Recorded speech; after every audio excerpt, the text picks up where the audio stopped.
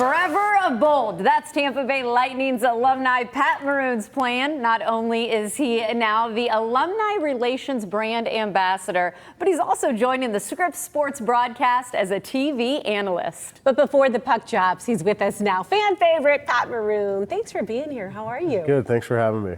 Hey, this is a big compliment to you. Congratulations on the job. But it's also a compliment to our Tampa Bay area and the team that you want to stay here and be a part of it. So great. It's so happy it all worked out. What are you most looking forward to?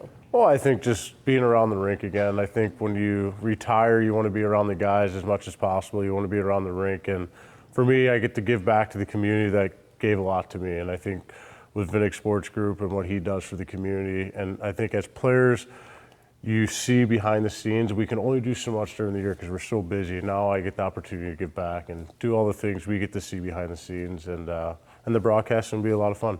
Well, we're taking a look, of course, at some of your career highlights right now. Got a chuckle out of The you. wrong team. Oh, I know. Hey, we take them. We have to recognize memories. not always a Bolt, but always going to be a Bolt forever now at this point. Yes. But, it's interesting, Pat. I think people, maybe don't necessarily realize that when you're a professional athlete, I mean, that's been your life, getting up to that moment from when you were young, and then retirement does happen, at an earlier age than a, normal person who's not a professional athlete does the retirement. So was that a goal of yours? Did you know you still wanted to be around the game and then this unfolded? Or why was it important for you as a dad now, as still a fan favorite in the Bay community, to be able to continue to be around the sport that you love? Yeah, I mean, as you get closer to the end of your career, you kind of find out like, okay, this might be the last year, or this might be the last year. And Yeah. You start the thought process of like, what's my end goal here? When I retire, do I want to go work? Would go into coaching? Do I want to go into media world? Do I want to do this? So there's a lot of stuff that you're juggling around in your head that you don't realize what you don't want to do yet. But I thought this opportunity came, and I always wanted to do the media side of talking hockey and still being in that game. But this adds another element to what I truly love to do, just talking to people, going out in the community, making people smile, showing my personality, showing my love for the city. And so I get the best of both worlds. I get to be around the rink, I get to talk hockey, and I also get to go in the community. So it was a no-brainer for me. So I'm really excited to work for the Tampa Bay Lightning this year. Cool. It's going to be a lot of fun. So I want to talk about the broadcasting side of things, because it's interesting. You said you've always kind of thought about doing that in the future. And when you think about the relationship between, the players and those covering the team, it's cordial, but at times they have to ask tough questions. Are there things that you're thinking to yourself that maybe are going to be challenging when you have to be on that other side? Or do you have any apprehension in that regard? How are you going to approach it?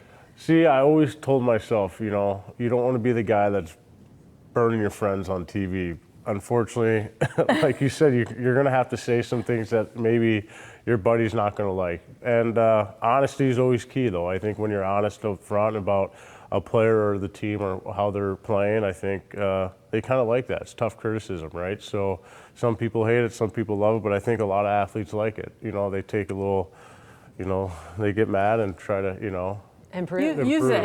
Use it. So it's obviously not something I want to do all the time. We want to pump up the guys as much as possible, but it's going to be hard. It's going to be, I had the opportunity to go and do some stuff in TNT during the playoffs and NHL Network. So I've got my feet wet a little bit on how I can handle situations and certain times. So it's going to be a lot of fun. It's going to be different in talking, but I don't want to lose my friends now. That's one thing I don't want to do. They're going to be tuning in and watching what you say about it. It's a good thing. I do have to ask, we don't have a lot of time left, unfortunately, but I do have to talk about what's going to happen this season. You said you got to spend a little bit of, time with the players on the ice. What do you like about this year's squad?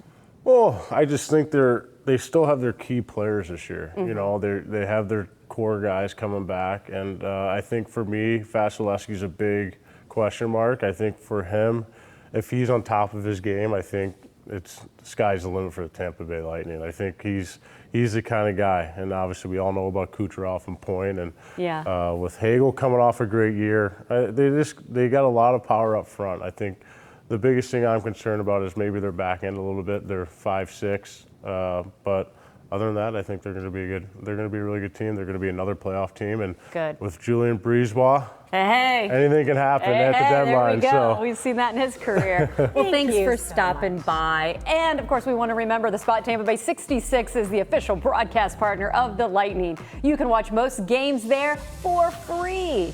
That's right. You can find information on how to watch the Spot online. Just go to TampaBay66.com. There it is.